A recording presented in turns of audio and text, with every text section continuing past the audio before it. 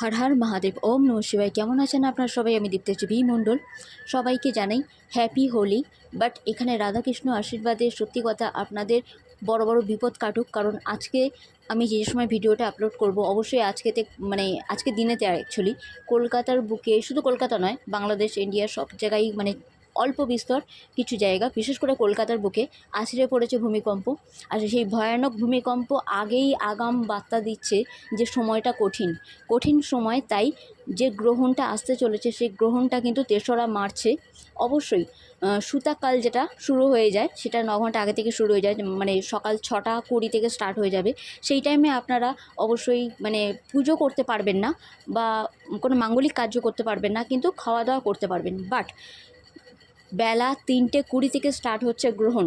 সেই গ্রহণ শেষ হবে ৬টা ৪৮-এ।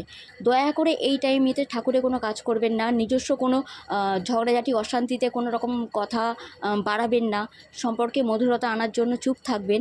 আর অবশ্যই নিজের মধ্যে নিজে টাইম কাটাবেন, কারণ এই সময় অঙ্কন করা ড্রয়িং করা খুব ভালো হবে। দয়া করে চুপ থাকার চেষ্টা করবেন। আর এই সময় না তো খাবেন না তো কিছু করবেন। যারা অসুস্থ আপনারা খুব শুকনো শাকনা জিনিসের উপরে খেতে পারেন।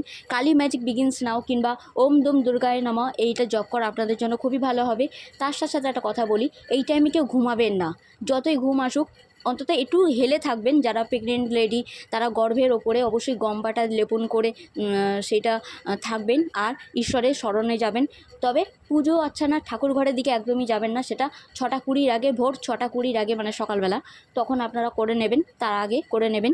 কিন্তু যতক্ষণ গ্রহণ থাকবে ততক্ষণ পর্যন্ত কিছু করা যাবে না।